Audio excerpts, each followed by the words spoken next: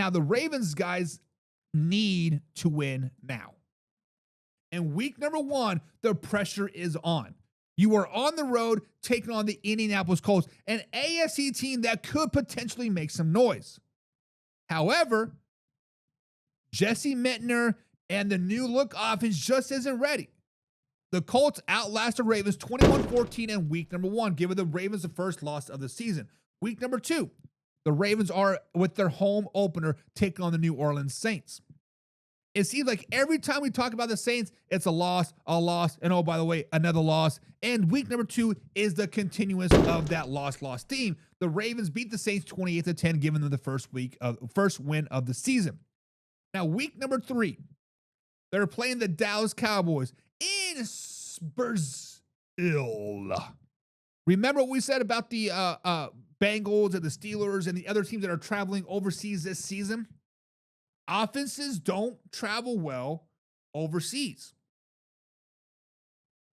This happens again in week number 3. The Baltimore Ravens are only going to score 9 points in this game. However, the Dallas Cowboys are only going to score 12 points. They do get the loss, but it is a competitive field goal battle. The Cowboys come up on top, giving the Ravens the second loss of the season.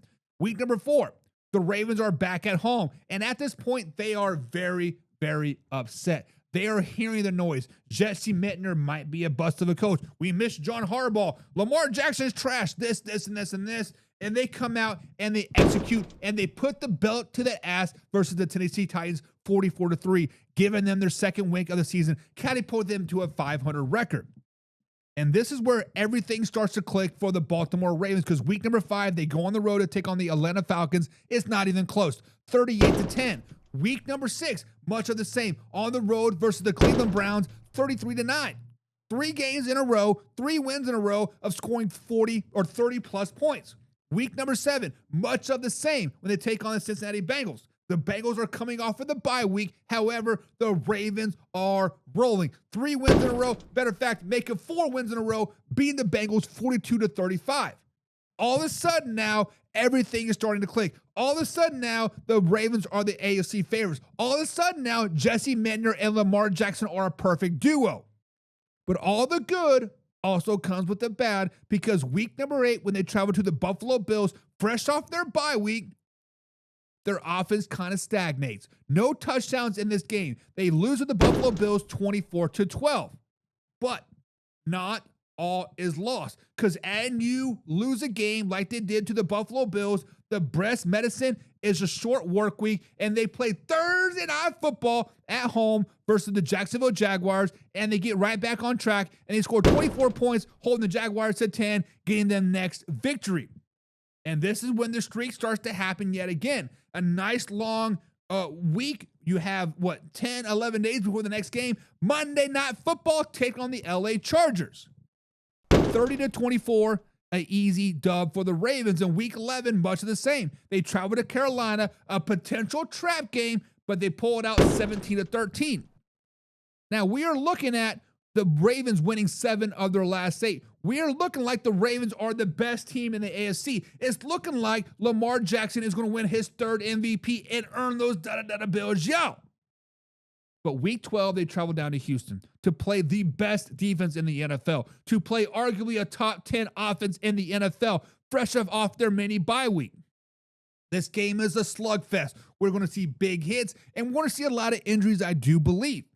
The Houston Texans come out on top over the Ravens 20-14, giving the Ravens a nice little cushion going into their bye week, the week 13 bye week. The best bye week in the entire NFL is 12, 13, or 14. Now, week 14, fresh off the bye week at home, the Tampa Bay Buccaneers come to town. This is when the Ravens start to show how good they can be. They beat the Buccaneers by 10 points, 27-17, giving them back into their winning ways. However, week 15, divisional matchup. Every time the Ravens play an elite defense this season, they kind of get exposed. The Pittsburgh Steelers are an elite defense. It is a divisional game on the road, and they lose the Pittsburgh Steelers 13-10. Week 16, they have beaten the Cleveland Browns before. Last time at Cleveland, they did put that belt to ass. But as of late, they've been battling elite defenses not so good. Browns have an elite defense, top 5 in the NFL, hands down. However, the Ravens have the Browns number this season, and they put that belt to ass 34-6, giving them back on their winning ways. But week 17, Thursday Night Football, defense forgets to show up. Offense balls out, scores 30-plus points versus the Cincinnati Bengals, but the Bengals scored just more, giving the Bengals to win 33-30 in this Week 17 matchup. Giving us the Week 18 matchup for the division title at home, taking on the Pittsburgh Steelers. And I do think they win the division title by beating the Pittsburgh Steelers 20-17 in Week 18, giving the Baltimore Ravens 11-6 record on the year and 4-2 in the division. That is good enough for third in the AFC playoff race. But what do you guys think, Man Hour Nation? Is it too high, too low, or just right for the Baltimore Ravens? Let me know you guys' thoughts in the comments down below.